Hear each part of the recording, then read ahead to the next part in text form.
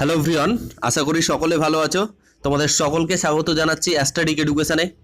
আজকে ফুল এনার্জি নিয়ে ব্লুম টেক্সোনমি নিয়ে ক্লাস করব। সো তোমাদের এইটুকু রিকোয়েস্ট করব, আজকের ক্লাসটা লাস্ট অবধি দেখে যাও আর পরীক্ষাতে 4 থেকে 5 নাম্বার তুমি নিয়ে যাও আগামী যে 11ই ডিসেম্বর যে এক্সামটা রয়েছে সেটার জন্য। কারণ ব্লুম টেক্সোনমি এমন একটা টপিক যেটা সিডিপিতে তো কোশ্চেন আসেই আসে, তার সঙ্গে Bengali pedagogy, English pedagogy, maths pedagogy, প্রত্যেকটা জায়গাতে একটা একটা করে কোশ্চেন থাকে। তাহলে প্রত্যেকটা জায়গার যদি কোশ্চেন ধরি একটা একটা করে ধরলেও 5 নাম্বার আছে। সো এই টপিকটা অনেকেই বলে যে কঠিন এবং অনেকেই কমেন্ট করে জানিয়েছো দাদা ক্লাস চাই ক্লাস চাই ক্লাস চাই। সো আমি কতগুলো প্রজেক্টে বিজি ছিলাম যার জন্য এটার ক্লাস করা হয়নি। তোমাদের এবার যেটুকু সিডিপি টপিক রয়েছে সবগুলো ক্লিয়ার করে দেবো পরীক্ষার আগে। জাস্ট ভিডিওটা দেখো, কনসেপ্ট ক্লিয়ার করো এবং লাস্টে এমসিকিউ রয়েছে, কোনো বই পড়ার দরকার পড়বে না। আর পিডিএফটা লাস্টে আমি কিভাবে দেবো সেটা আমি ভাবছি তোমাদেরকে নিয়ে, ঠিক আছে? সো দিস ইজ এসকে শুরু করব আজকে টপিক সিডিপির ক্লাস নাম্বার 47। এর আগে 46 ক্লাস আমি করে দিয়েছি, যেগুলো তোমরা ডেসক্রিপশন বক্সে লিংক পেয়ে যাবে। চাইল্ড ডেভেলপমেন্ট এন্ড পেডাগোগির যে প্লেলিস্ট আছে সেখানে গিয়ে দেখবে 46 ক্লাস করা হয়েছে এবং পুরো কনসেপচুয়াল। ওকে, সো প্রথমত জানবো আমরা ব্লুম টেক্সোনমি সম্পর্কে জানবো। আমি ব্লুম টেক্সোনমির যখনই কথা বলতে যাচ্ছি তাহলে দেখো ব্লুম টেক্সোনমিটা কি জিনিস প্রথমে বুঝবো। কেন নামটা এরকম টেক্সোনমি না, কেন নাম? অ্যাকচুয়ালি দেখো, বেঞ্জামিন অর্থাৎ B S Bloom, Benjamin Samuels Bloom's নামে একজন সাইকোলজিস্ট, যার নাম অনুযায়ী এইটা তথ্যটা দেয়া হয়েছে ব্লুম টেক্সোনমি। টেক্সোনমি কথাটির অর্থ কি? টেক্সোনমি কথাটির অর্থ হচ্ছে ক্লাসিফিকেশন। দ্যাট মিনস শিক্ষার উদ্দেশ্যকে কতগুলি অংশে ভাগ করে দিয়েছে, উদ্দেশ্যকে কতগুলি অংশে শ্রেণী সীমাবদ্ধ করেছেন। নট অনলি এখানে ব্লুমস এই থিওরিটা লাগিয়েছেন বা কাজ করেছেন, এখানে তার সঙ্গে অনেকেই, ডেভ বলে একজন আছেন, ঠিক আছে, তাহলে আদার্স অনেকেই আছেন, বেশ কয়েকজন তাদের গ্রুপ অফ মানে সাইকোলজিস্ট মিলে এই তথ্যটা দিয়েছিলেন। যদিও এর প্রধান ছিলেন ব্লুমস, সেই জন্য এটা ব্লুম টেক্সোনমি নামে পরিচিত। এটা ব্লুমস 1956-এ 1956 সালে এটা কিন্তু তিনি দেন 1956 সালে যেটা দিয়েছেন সেটা ব্লুম টেক্সোনমি নামে। সেটাকে আপডেট করেন তার অনুগামীরা, তার স্টুডেন্টরা। সেটা আবার 2001 সালে আপডেট করা হয়, যেটার নামও দেয়া হয় ব্লুম টেক্সোনমি রিভাইজড। একটা হচ্ছে এটা আর একটা হচ্ছে ওটা। তো দুটোর মধ্যে কোনো খুব একটা পার্থক্য নেই আমাদের, জাস্ট দুটোকেই জানাবো এবং কোন জায়গা থেকে প্রশ্ন আসে লাস্ট মুহূর্তে এসে এটাকে ভাবতে হবে যে যে জায়গা থেকে প্রশ্ন আসে সেটাকে নিয়েই আমি ব্রিফ আলোচনা করব। আর সিটেটে কতগুলো কোশ্চেন এসছে সবগুলো নিয়ে এই টপিককে আলোচনা করব। শুরু করব প্রথমত, দেখো ডক্টর বেঞ্জামিন ব্লুম শিক্ষাগত উদ্দেশ্যকে 3টি ভাগে ভাগ করেছেন, ঠিক আছে? তো 3টে ভাগ। আজকের যে টপিকটা হবে বেশিরভাগই আমি আজকে ইংলিশ টপিক ইউজ করব, কারণ এটা বেঙ্গলি মিডিয়ানে খুব কম বই রয়েছে। তো আমি এটাকে বেঙ্গলি করেছি কিছু ইংলিশ পড়ে, বা আমার আগে থেকে আমি পড়েছিলাম, তো তার নোট করা আমি কিছু তোমাদেরকে আমার এক্সপিরিয়েন্স অনুযায়ী শেখাবো। তাহলে ফার্স্ট এটা ভাগ করেছেন, ফার্স্ট হচ্ছে কগনিটিভ ডোমেন। কি বললাম? Cognitive domain, cognitive domain. Cognitive কথাটির মানে হচ্ছে জ্ঞানীয়, আর ডোমেন মানে হচ্ছে ক্ষেত্র। যারা ম্যাথামেটিক্সের লোক আছো, যারা হায়ার ম্যাথামেটিক্স পড়েছো 11-12-এ, তোমরা জানো ডোমেন কোডোমেন এগুলো শুনেছো। তো ডোমেন মানে হচ্ছে ক্ষেত্র, কোডোমেন মানে হচ্ছে উপক্ষেত্র, যেগুলো পড়েছো। এই দেখো এইটা ইম্পর্টেন্ট, খুবই ইম্পর্টেন্ট, এখান থেকে 90% কোশ্চেন হয়। নেক্সট হচ্ছে অ্যাফেক্টিভ ডোমেন। এখানে ইফেক্টিভ বলেনি, ইফেক্টিভ আলাদা আর অ্যাফেক্টিভ আলাদা। অ্যাফেক্টিভ বলতে আবেগীয় ক্ষেত্র, আবেগের ক্ষেত্র এখানে। আর একটা হচ্ছে সাইকোমোটর ডোমেন, এটাকে বাংলাতে আমি ওটাই লিখেছি, সাইকোমোটরই লিখেছি, ঠিক আছে? বাংলাতে যদি বলা যায় সাইকো মানে এখানে এইটুকু ভেবো না যে ওই মনোবিজ্ঞানী টাইপের, মনসঞ্চালন, মোটর মানে সঞ্চালন, মনসঞ্চালন ক্ষেত্র বলতে পারো এটাকে বাংলাতে, ঠিক আছে? তো প্রত্যেকটা নাম শুনেই আমি মনে রাখবো 3টে। দেখো এখানে দেখো ক্যাপ, ক্যাপ মানে কি? টুপি। এই ক্যাপটাকে মনে রাখতে হবে। তুমি মনে রাখবে যে ব্লুম নামে একজন লোক ছিলেন, তিনি ক্যাপ পরে থাকতেন, এই শব্দটাকে মনে রাখবেন। এই 3টে থেকেই কিন্তু এমসিকিউ দেবে। কিভাবে দেবে আমি বলছি। দেখো কি বললাম, ব্লুম নামে লোক একটি যে ক্যাপ পরে থাকতো, ঠিক আছে?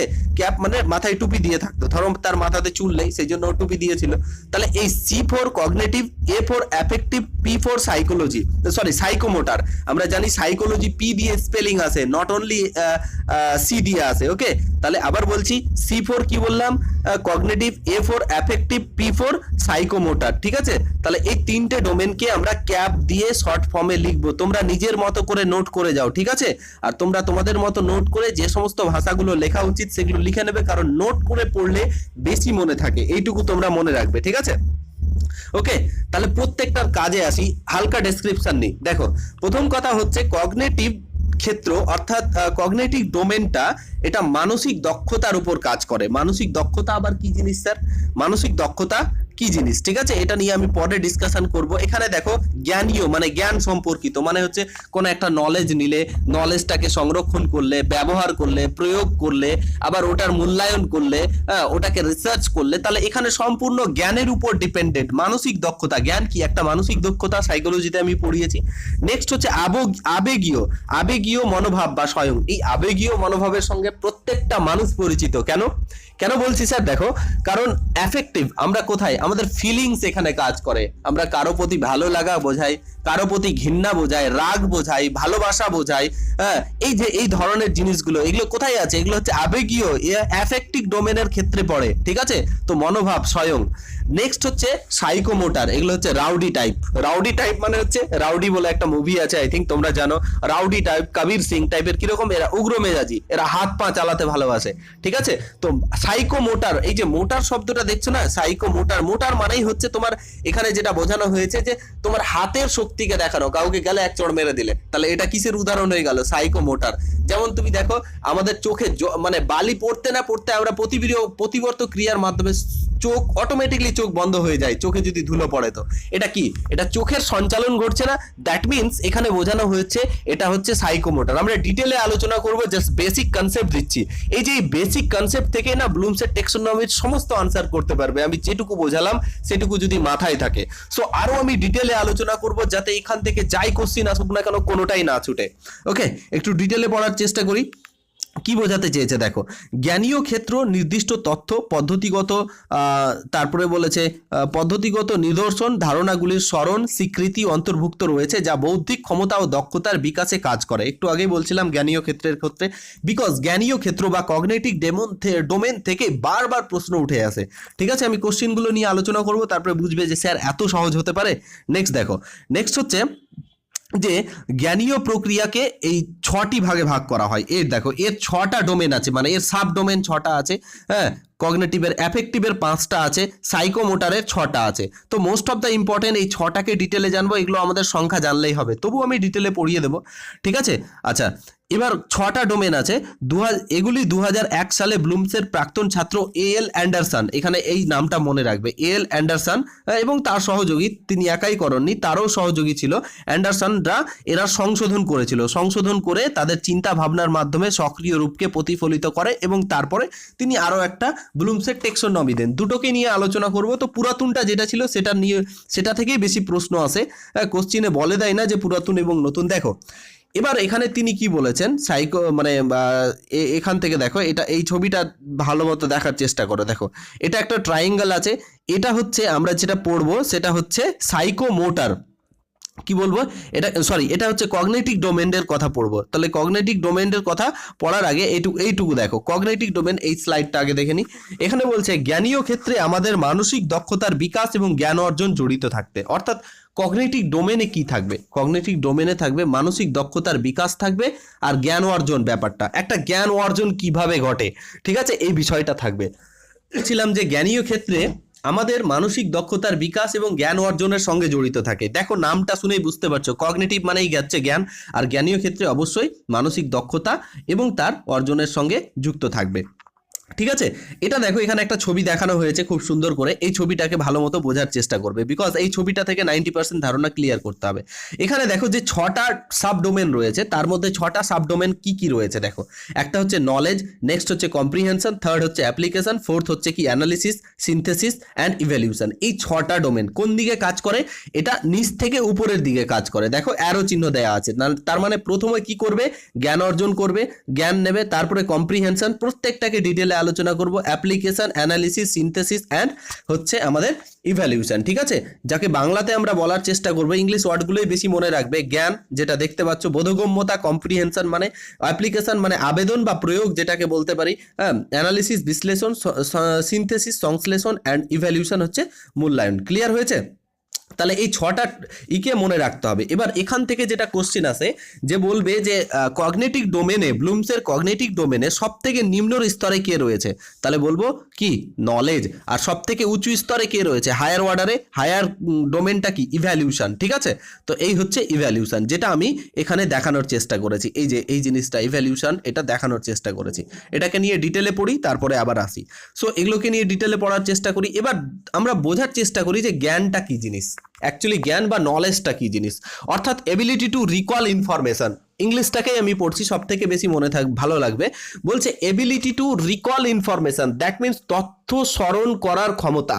কোনো একটা জিনিস তুমি তথ্য, যেমন তুমি জানো যে পশ্চিমবঙ্গে জেলার সংখ্যা 23টি, তো এই যে 23টি জেলার সংখ্যা তুমি জানো, এটা হচ্ছে তোমার কাছে তথ্য। আর তাছাড়া তুমি জানো না যে কোন জেলা আছে। এবার তুমি যদি জেলাও জানো তো এক্স্যাক্ট লোকেশন জানো না, তাহলে এই যে তথ্যগুলো, যেমন এখন যদি বলি যে বারুইপুরের পিয়ারা বিখ্যাত, ঠিক আছে, তাহলে এটা আমি বলতে পারি। যেমন বলতে পারি মালদার আম বিখ্যাত, এরকম টাইপের বলতে পারি কিনা। যেমন আমি আদার্স আরো অনেক বলতে পারি যে কৃষ্ণনগরের মাটির পুতুল বিখ্যাত, ঠিক আছে, এইটুকুই তথ্য জানি, আর কিছু জানি না। ঠিক আছে, তাহলে প্রশ্ন হচ্ছে এখানে যে তথ্যকে সংরক্ষণ করব এখানে এই নলেজে, তো এক্ষেত্রে এটা কিভাবে কাজ করে, এর লাস্ট মানে প্রথম স্টেজই এটা, যে আমরা কোনো একটা ইনফরমেশনকে রিকল করব, অ্যাবিলিটি টু রিকল ইনফরমেশন। ওকে, তো এখানে কি করতে পারি, ছোটবেলায় দেখবে আমরা বাচ্চাদেরকে কিভাবে শেখাই, কবিতা আবৃত্তি শেখাই বা মুখস্থ শেখাই, ছড়া বলি না, আতা গাছে তোতা পাখি, ডালিম গাছে মৌ, এই যে ছড়াটা যে শেখাই আমি, তো এটা বলতে আমার ভুল হলো, ছড়াটা যে শেখাই তাদের রাইমিং অনুসারে মনে রাখাই, শুধু মুখস্থ করায়। কোনো তথ্যকে মুখস্থ করা, অনেক তথ্য আমরা মুখস্থ করি। নিরাপত্তার আইন বিবৃতি করা, মানে যেমন আমরা যে কোথাও বাসবো, আমাদের যে অ্যাক্ট, যেমন ভারতীয় সংবিধান আছে, আমরা ধরো যে কোনো একটা মেসে থাকি, যখন যারা হোস্টেলে থেকেছো, মেসে থেকেছো, কতগুলো রুলস আছে যেগুলোকে ফলো করতে হয়, তো সেগুলোকে প্রথম দেখবে র্যাগিং অনুযায়ী মুখস্থ করে দিতে বলতে হয়।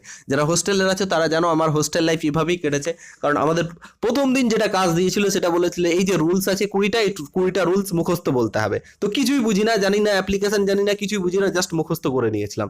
তো ফার্স্ট অফ অল কি, যে অ্যাবিলিটি টু রিকল ইনফরমেশন। তাহলে এখানে কি হয়, এখানে শিক্ষার্থীরা এই স্টেজে, এই ডোমেনে গিয়ে দাঁড়িয়ে কি করে, তারা কি করে, মুখস্থ করে নেয় যে কোনো জিনিসকে। বাট মুখস্থ বিদ্যা সাইকোলজিতেও ঠিক না, আর আমার দ্বারাও হয় না। দেখো নেক্সট চলে আসবো কম্প্রিহেনশন দেখবে তোমরা বেঙ্গলিতে আর ইংলিশে তুমি পাবে। কম্প্রিহেনশন মানে হচ্ছে, দেখো কোনো একটা টপিক তোমাকে দিয়ে দিল, এটাকে বুঝে এর উপরে আমাদের কোশ্চেন দিয়ে দেয়, সলভ করতে দিয়ে দেয় না, তাহলে এটা হচ্ছে কম্প্রিহেনশন। দ্যাট মিনস কোনো কিছুকে বোঝার সামর্থ্যই হচ্ছে বোধগম্যতা, বাংলাতে বলবো বোধগম্যতা। দ্যাট মিনস কোনো কিছুকে কি করব, বোঝার সামর্থ্যই হলো বোধগম্যতা।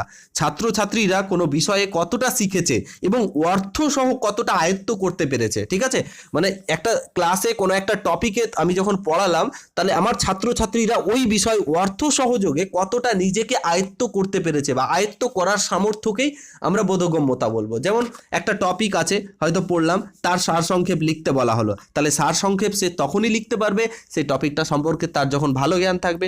তুলনা করতে বলা হলো একটার সঙ্গে একটা, তাহলে দুটো সম্পর্কে ভালো জ্ঞান, আন্ডারস্ট্যান্ডিং যদি ভালো থাকে, তাহলেই তুলনা করতে পারবে।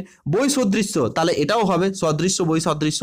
হ্যাঁ, অনুমান করতে কখন পারবে, যখন ব্যাপারটা জানবে। আলোচনা করতে কখন পারবে, তখন ব্যাপারটা সম্পর্কে ওর সঠিক জ্ঞান থাকবে। দ্যাট মিনস এই উদাহরণগুলো দিয়ে দেবে তোমাকে, কোশ্চেন দিয়ে দেবে যে সারসংক্ষেপ কোন ডোমেনের মধ্যে পড়ে, কম্প্রিহেনশন, অ্যাপ্লিকেশন, নলেজ বলে দেবে, বা কোনোটি না, তাহলে অবশ্যই তখন মনে রাখতে হবে কি কম্প্রিহেনশন। মনে হচ্ছে যে কঠিন, কোনো কঠিনের কোনো বিষয় নাই, এটা আমি একটু লজিক দিয়েও মনে রাখাবো। ঠিক আছে, আমি পরে আসছি এই বিষয়গুলো নিয়ে। নেক্সট চলে আসি প্রয়োগ, অর্থাৎ অ্যাপ্লিকেশন। আমরা দেখেছিলাম অ্যাপ্লিকেশন মানে কি, অ্যাপ্লিকেশন মানে হচ্ছে কোনো একটা জিনিস আমরা বাস্তব জীবনে, যদি কোনো একটা বিষয়কে যদি আমরা বাস্তব জীবনে প্রয়োগ করতে পারি, বা কাজে লাগাতে পারি, সেটাই হচ্ছে প্রয়োগ। যেমন উদাহরণ দেব, উদাহরণটাকে মনে রাখবে। দেখো, যেমন তুই বাচ্চাদের স্কুলে শেখালে 2 আর 3 যোগ করলে কত হয়, 5 হয়। ঠিক আছে, বা তাকে যোগ প্রক্রিয়া শিখিয়ে দিলে।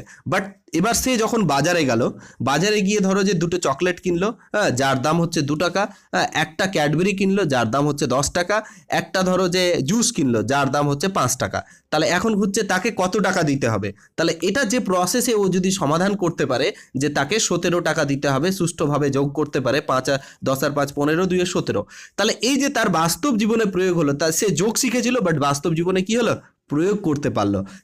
এই স্টেজটাকে বলবো প্রয়োগ। আই থিঙ্ক বুঝতে পেরেছো উদাহরণের মাধ্যমে।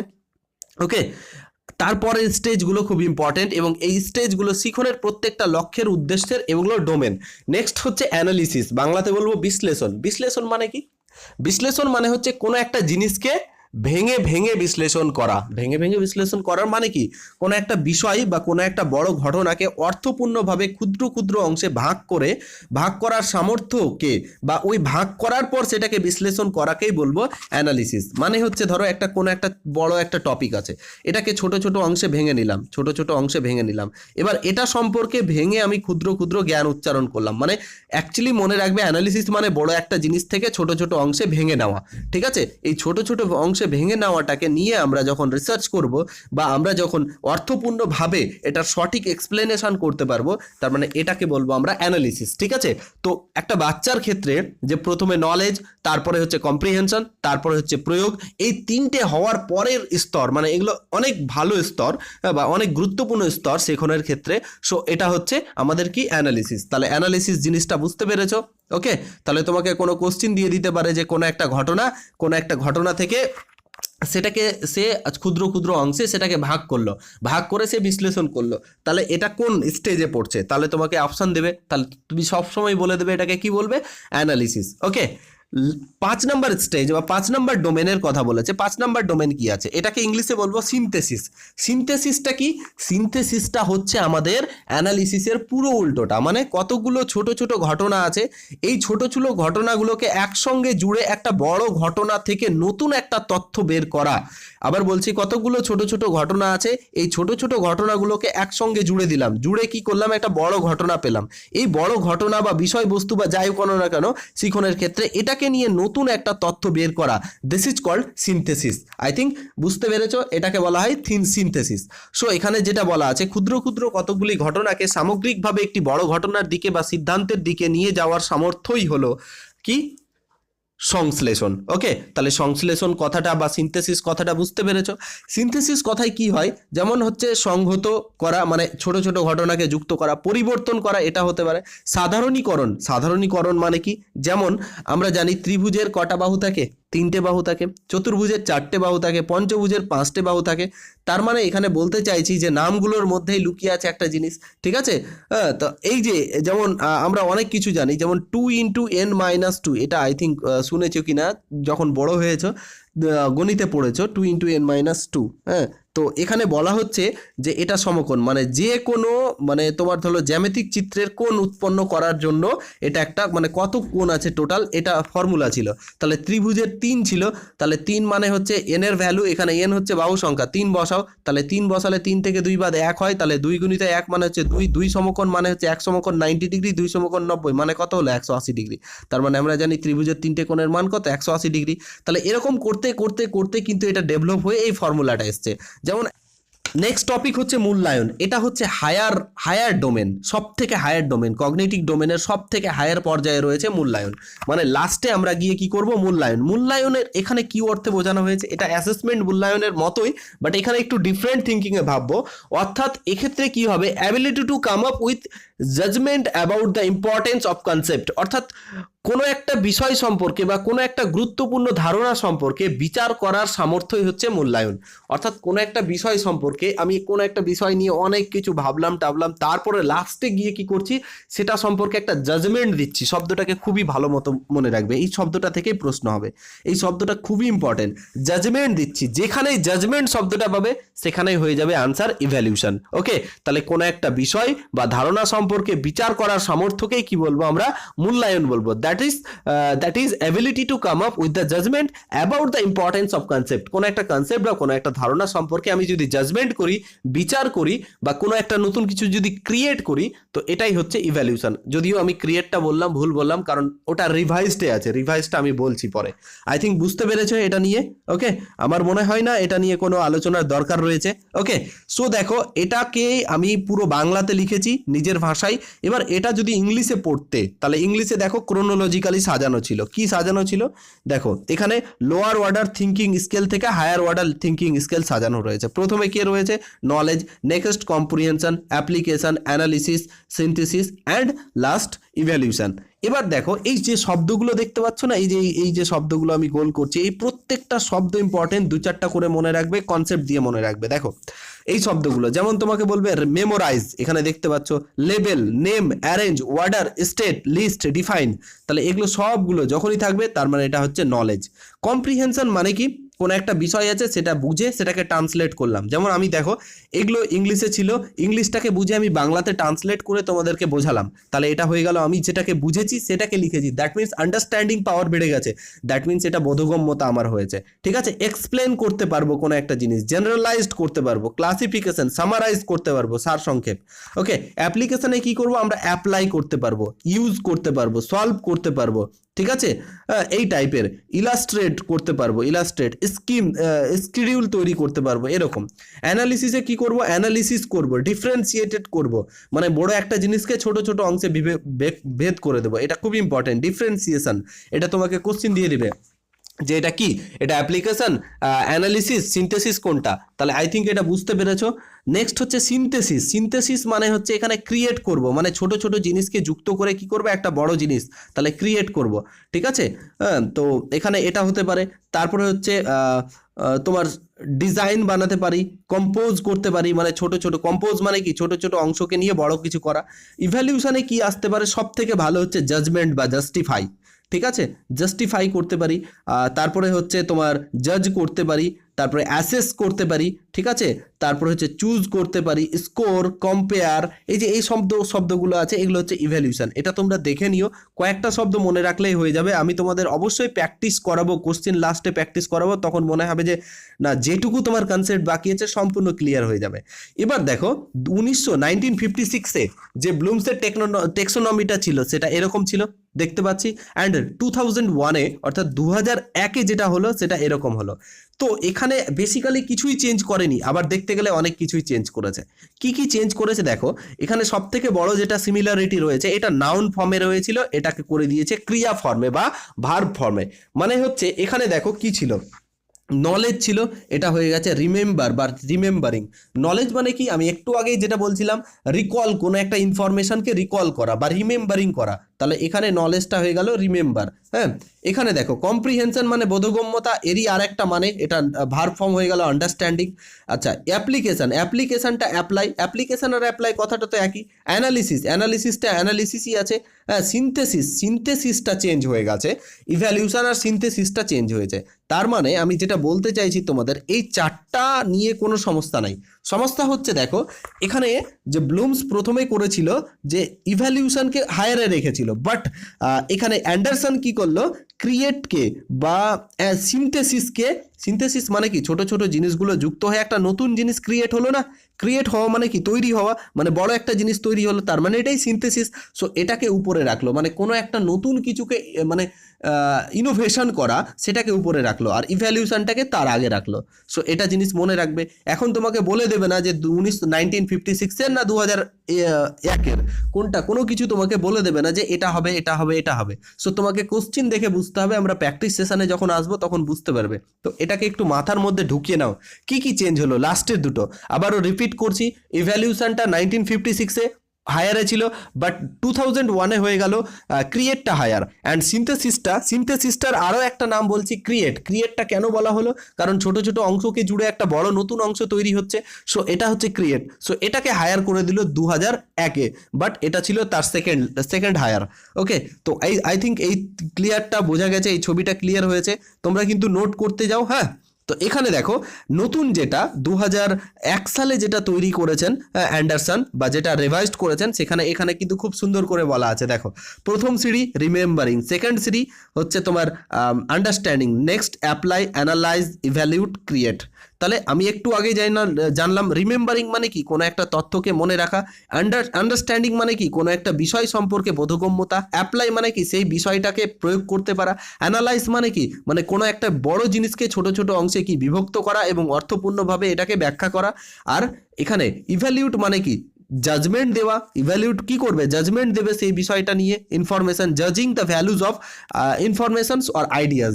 ঠিক আছে, তোমরা যারা ইংলিশ ভার্সনে পড়তে অসুবিধা হচ্ছে, আমি তো বেঙ্গলি বলছি, বায়োলিঙ্গুয়াল বলছি, তোমরা আমার ল্যাঙ্গুয়েজটাকে শোনো এবং নিজের মতো করে নোট করে নাও। ওকে, আর নেক্সট হচ্ছে ক্রিয়েট।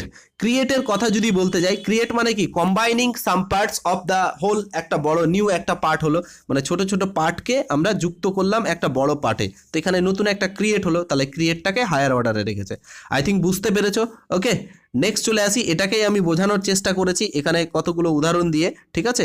এখানে কি কি রয়েছে, ডেসক্রাইব, রেটস, টেল, ফাইন্ড, ডিসকাশন, আউটকামস, এগুলো জিনিস রয়েছে, ইউজ, ইলাস্ট্রেশন, আইডেন্টিফাই, এগুলো জিনিসগুলো রয়েছে, ঠিক আছে।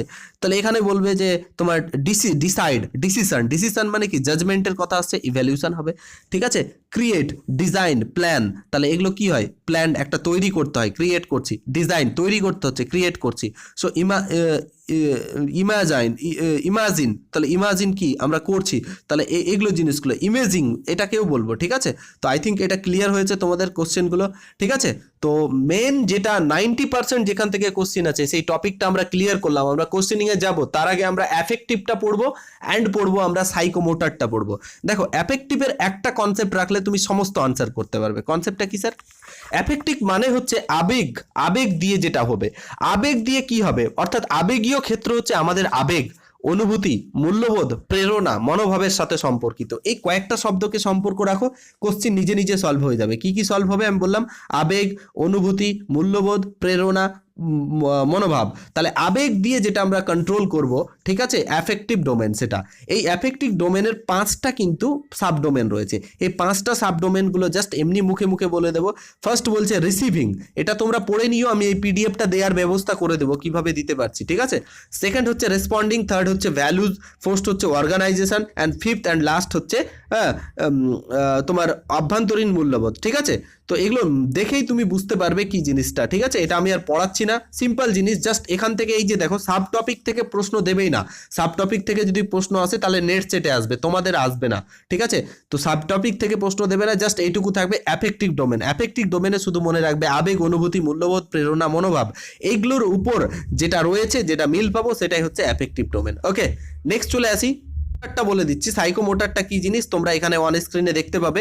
সাইকোমোটার মানে হচ্ছে যে তোমার হাত পা বা তোমার চোখের যে ইগুলো দেখে বুঝতে পারবে। যেমন হচ্ছে এখানে 6টা সাইকোমোটার তোমরা অন স্ক্রিনে দেখতে পাচ্ছ, ঠিক আছে। সো একটু ওয়েট করো।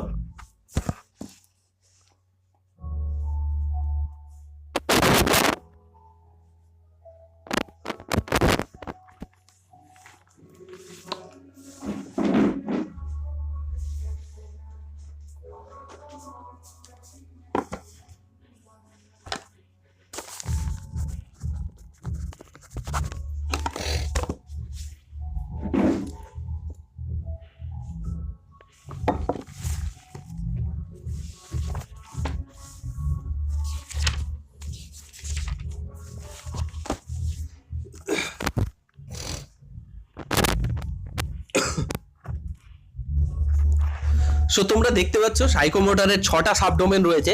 এই সাবডোমেনগুলো কিসের উপর ডিপেন্ডেন্ট তোমরা দেখতে পাচ্ছ। The psychomotor domain reference to use the motor skill and coordinations and physical movement. Physical মুভমেন্টটাকে ভালো মতো বুঝবে। ফিজিক্যাল মুভমেন্ট মানে এই যে দেখো হাতের সঞ্চালন, যে কাজটার মাধ্যমে কি হচ্ছে, হাতের সঞ্চালন হচ্ছে, ঠিক আছে, পায়ের সঞ্চালন হচ্ছে, আমাদের যে বডিসগুলো রয়েছে না, এই বডি পার্টসের যদি সঞ্চালন হয়, যেমন চোখের পলক, দিস ইজ কল্ড, হ্যাঁ, এটা হয়ে গেল তোমার রিফ্লেক্স মুভমেন্ট, ঠিক আছে। এটা প্রতিবর্ত ক্রিয়ার মাধ্যমে স্বয়ং হয়ে যায়, ঠিক আছে। দেখবে তুমি কোনো একটা জায়গায়, গরম জায়গায় যদি আঙুল দাও, না দেখেও সঙ্গে সঙ্গে কিন্তু আঙুলটা টেনে নেবে, খুব যদি গরম থাকে। তাহলে এটা কি, এটা হচ্ছে রিফ্লেক্স মুভমেন্ট, ঠিক আছে। বেসিক মুভমেন্ট মানে হচ্ছে, এটা বলে দিই একটু, নড়াচড়ার সমন্বয়ে হাঁটা। তাহলে নড়াচড়া মানে এটা একবারে প্রাথমিক মুভমেন্ট। হ্যাঁ, পারসেপচুয়াল অ্যাবিলিটিস মানে হচ্ছে এখানে তোমার অনুধাবনমূলক শিক্ষা, যেটাকে বলবো প্রক্রিয়া, এটাকে বলবো আমরা যে সরি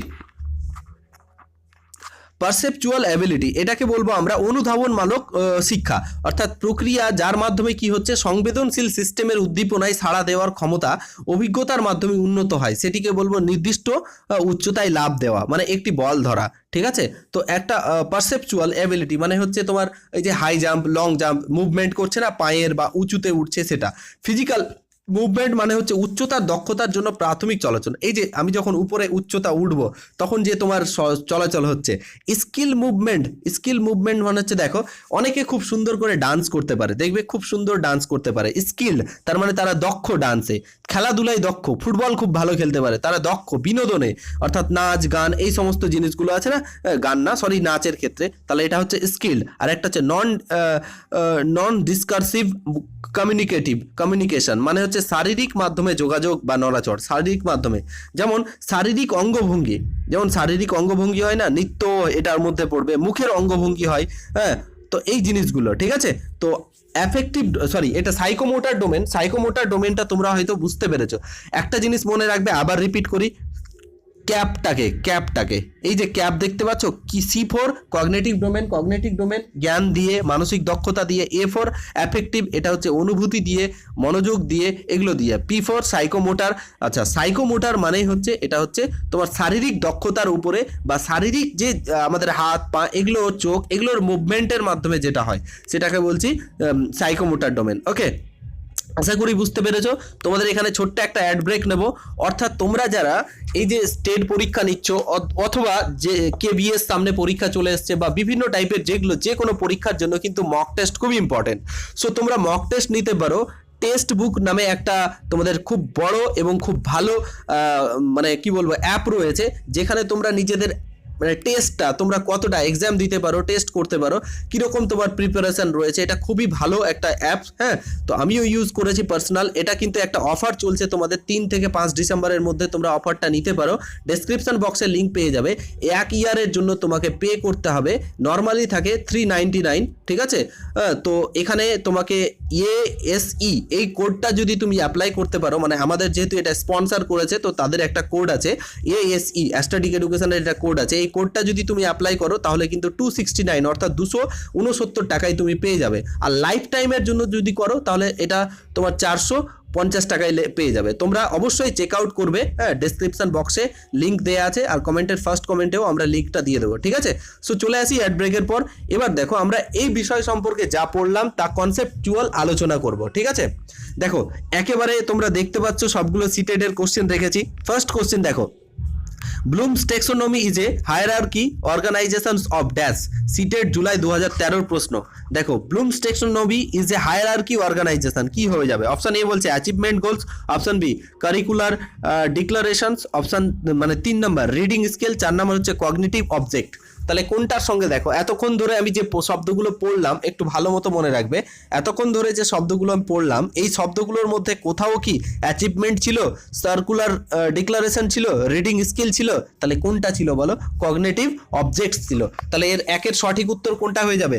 4 নম্বর অপশন হচ্ছে সঠিক উত্তর। তোমরা যারা আছো প্রত্যেকে লাইভ চ্যাটে চলে এসো, লাইভ চ্যাটে এসে কিন্তু আনসারগুলো করার চেষ্টা করো। ওকে, তো 4 নম্বর অপশন হচ্ছে সঠিক উত্তর। নেক্সট প্রশ্নতে চলে যাব। নেক্সট প্রশ্ন বলছে which one of the following represent the domain evaluation in the blooms revised টেক্সোনমি। অর্থাৎ বলছে যে নিচের মধ্যে কোনটা ইভ্যালুয়েশনের কথা বলেছে, ইভ্যালুয়েশন ব্লুমস রিভাইজড করেছে। তাহলে কোনটা ইভ্যালুয়েশনকে রিভাইজড করে কি করেছে ইভ্যালুয়েশনের অ্যাকচুয়ালি? তো কি এখানে দেখো ইভ্যালুয়েশন মানে কি আমি একটু আগে বলেছিলাম, ইভ্যালুয়েশন মানে চলে আসবে টু জাজ, অর্থাৎ জাজমেন্ট বের করা, লজিক্যালি জাজমেন্ট বের করা। অপশন 1 নম্বর বলছে ইভ্যালুয়েশন দ্য পার্টি। এখানে দেখো যে অপশনগুলো আমরা দেখতে পাচ্ছি এই অপশনগুলোর মধ্যে দেখো 1 নাম্বার 2 নাম্বার 3 নাম্বার 4 নাম্বার, দেখো কোনটা রয়েছে এখানে দেখতে পাচ্ছ। ইভ্যালুয়েশনটা সবসময় জাজমেন্টের সঙ্গে যায়, আমার সঙ্গে সঙ্গে এখানে শব্দটা চলে গেছে। কেন চলে গেছে দেখো, জাজিং the logical consistency of a solution. তো 4 নাম্বার অপশনটা হওয়া উচিত কি উচিত নাই বলো? তাহলে সঠিক উত্তর হয়ে যাবে 4 নাম্বার। ওকে, কোশ্চিনগুলো আমি ইংলিশে রেখেছি কারণ তোমরা দুটো ভাষাতেই কোশ্চিনগুলো পাবে। আমি ইংলিশে ইচ্ছে করে রেখেছি, হ্যাঁ, কারণ ইংলিশে বেশি টপিকগুলো পড়িয়েছি সেই জন্য। এবার চলে আসি 3 নাম্বার প্রশ্ন। তো বলছে the highest level of the learning in cognitive domain is. তাহলে লার্নিং এর এই যে হাইয়েস্ট লেভেল কোনটা বলো? নলেজ, সিনথেসিস, ইভ্যালুয়েশন না অ্যানালিসিস? কোনটা হয়ে যাবে বলো? আমি একটু আগে দেখালাম তোমাদেরকে কি কি ছিল। প্রথমে কি ছিল? নলেজ। সেকেন্ড কি ছিল? কম্প্রিহেনশন। থার্ড ছিল কি? অ্যাপ্লিকেশন। তারপরে কি ছিল? তারপরে বলো ইভ্যালুয়েশন ছিল, না সরি অ্যানালিসিস ছিল, সিনথেসিস ছিল, তারপরে ইভ্যালুয়েশন ছিল। তাহলে এই যে টপিকটা দেখালাম হাইয়েস্ট পাওয়ারে কি ছিল? ইভ্যালুয়েশন ছিল। তাহলে সঠিক উত্তর কি কি হয়ে যাবে? C নাম্বার হচ্ছে সঠিক উত্তর, অর্থাৎ evaluation is the correct answer. যারা যারা চ্যাটে ইভ্যালুয়েশন আনসার করেছো একেবারে সঠিক করেছো। নেক্সট দেখো, নোয়িং অ্যান্ড মেমোরাইজিং, আমরা একটু আগে জানলাম জানা বা কোনো একটা তথ্যকে জানা বা মেমোরাইজ করা, মুখস্থ করা, অ্যান্ড রিকলিং বা তোমরা স্মরণ করতে পারো, of previously learned material or information is called, কোনটা হবে? নলেজ, সিনথেসিস, ইভ্যালুয়েশন না অ্যানালাইসিস? বলো কোনটা হয়ে যাবে সঠিক উত্তর চারের? একেবারে ইজি কোশ্চেন আছে চারের, বলো সঠিক উত্তর কোনটা হয়ে যাবে? আমি একটু আগে বলছিলাম যারা অপশন প্রত্যেকে কিন্তু লাইভ চ্যাটে যারা আছো আনসার করবে, হ্যাঁ সঠিক উত্তর হয়ে যাবে knowledge is the correct answer. Okay, because knowing মানে কোনো একটা জিনিস জানা, মুখস্থ করা, রিকল করা, ইনফরমেশন, এগুলো সবগুলো কি হয়ে যাবে? একেবারে লাস্ট স্টেজ, সরি প্রথম স্টেজ এটাকে বলা হয়, ঠিক আছে? এটা এখানে কি থাকে? নলেজ থাকে। তাহলে সঠিক উত্তর হচ্ছে option A is the correct answer. Okay, option A হচ্ছে আমাদের সঠিক উত্তর। নেক্সট প্রশ্ন দেখে নেব, question number 5, to understand the meaning of the material. Understanding কোথায় আছে বলো? এই যে ছটা আমাদের মানে ডোমেন ছিল, দেখতে পাচ্ছ তোমরা প্রত্যেকটা জিনিস কিন্তু কগনিটিভ ডোমেন থেকেই আসছে। ছটা ডোমেনের মধ্যে কোনটা ছিল আন্ডারস্ট্যান্ডিং? প্রথমে নলেজ, তারপরে কম্প্রিহেনশন। তাহলে কম্প্রিহেনশনটাই কি ছিল আমাদের? আন্ডারস্ট্যান্ডিং পাওয়ার। আন্ডারস্ট্যান্ডিংটাই পরবর্তীতে যেটা ব্লুমসের রিভাইজ মানে টেক্সোনমি, সেখানে কিন্তু সেটাকে নাম দিয়েছিলাম আন্ডারস্ট্যান্ডিং, ঠিক আছে, বা আন্ডারস্ট্যান্ড। তাহলে সঠিক উত্তর কোনটা হয়ে যাবে? Knowledge, comprehension, evaluation, analysis. তাহলে সঠিক উত্তর is the correct answer, option B হচ্ছে সঠিক উত্তর। ওকে, যারা যারা অপশন বি করছো একেবারে সঠিক করছো, একেবারে সঠিক করছো। নেক্সট কোশ্চেন দেখো, বলছে to use apply previous learn material a new situation is called, মানে কোনো একটা কি বলবো অ্যাপ্লাই করছি আমরা, মানে প্রিভিয়াস যেটা আমরা শিখেছি সেটা নিউ সিচুয়েশনে সেটাকে অ্যাপ্লাই করছি, তাহলে এটাকে কি বলবো? প্রিভিয়াসে যেটা শিখেছি বাট নিউ সিচুয়েশনে অ্যাপ্লাই করছি, সেটাকে কি বলবো? নলেজ বলবো, সিনথেসিস বলবো, অ্যাপ্লিকেশন বলবো, অ্যানালিসিস বলবো? কোনটা বলবো? ছয়ের সঠিক উত্তর কোনটা বলবো? পূর্বে যেটা শিখেছি পরবর্তীতে সেটাকে আমরা কি করছি? অ্যাপ্লাই করছি, তাহলে সেটাকে কি বলবো? সঠিক উত্তর হয়ে যাচ্ছে, নামের মধ্যে ঢুকে আছে application is the correct answer, option C হচ্ছে সঠিক উত্তর। নেক্সট 8 নম্বর আর 9 নম্বর মনে হচ্ছে ছুটে গেছে, যাই হোক ঠিক আছে, চলে আসি 9 নম্বর কোশ্চেন। বলছে the successful student will assess or জাজ, কি বলছে? অ্যাসেস অর জাজ the value of learned information is an example of knowledge, মানে সরি সেই স্টুডেন্টটা কোন লেভেলে আছে, ঠিক আছে? নলেজেবল লেভেলে আছে, হ্যাঁ। নেক্সট হচ্ছে ইভ্যালুয়েশন লেভেলে আছে, অ্যাপ্লিকেশন লেভেলে আছে, অ্যানালিসিস লেভেলে আছে। জাজ করতে পারি কোন লেভেলে? জাজ কোন লেভেলে করতে পারি বলো?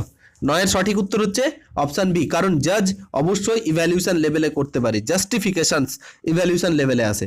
Last question but not least question, বলছে what story did you like the best deal with, বলছে কোন ধরনের স্টোরি তুমি বেস্ট বলবে, did you like to best, deal with কোনটার সঙ্গে ডিল করবে? Evaluation question, synthesis question, application question, analysis question, কোনটা হয়ে যাবে সঠিক উত্তর বলো? আবার বলছি, what story did you like the best deal with evaluation question, synthesis question, application question, analysis question. তাহলে তুমি যদি হায়ারার্কিটা দেখো যদি এরকম ভাবে, তাহলে দেখবে সব থেকে উপরে কে ছিল? ইভ্যালুয়েশন ছিল বা ক্রিয়েট ছিল, that means correct answer best কোনটা? অবভিয়াসলি ইভ্যালুয়েশন কোশ্চেন্স, তাহলে অপশন এ হচ্ছে সঠিক উত্তর। লজিকটা আই থিঙ্ক বুঝতে পেরেছো। সো প্রত্যেকে যাদের এখনো হয়নি, বুঝতে পারোনি, তাদেরকে এইটুকু বলবো যে ছকটা আমি বুঝিয়েছি না, যে ট্রায়াঙ্গেল করে, সেটাকে তোমার খাতাতে লিখে যেখানে স্টাডি টেবিল সেখানে কিন্তু একবারে আঠা দিয়ে লাগিয়ে দাও, 2-4 বার দেখো, আর ভিডিওটা 2-3 বার দেখো। আই থিঙ্ক আমি মনে করব এটা কোনো বাঘ ভাল্লুক বড় কিছু নয়, এটা খুবই একটা সহজ টপিক। ওকে, সো ভিডিওটা সম্পর্কে তোমার কেমন লেগেছে? প্রচুর খেটে আমি এই ভিডিওটা বানিয়েছি, তোমাদের অবশ্যই পজিটিভ কমেন্ট আমি চাই, যদি খারাপ লাগে তবুও বলো, বাট কমেন্টটা করো, ঠিক আছে? সো পরবর্তীতে কি টপিক নিয়ে আর সিডিপির বাকি রইলো, কি টপিক নিয়ে ক্লাস করলে ভালো হয় কমেন্টে জানাবে। নেক্সট ক্লাসে ততক্ষণে দেখা হচ্ছে। থ্যাংক ইউ, ভালো মতো পড়তে থাকো, এই কয়েকদিন জান প্রাণ লাগিয়ে দাও। আমি তোমাদের সঙ্গে সবসময় পাশে আছি, তোমাদের সহযোগিতা অলওয়েজ কামনা করি। Thank you for watching this video.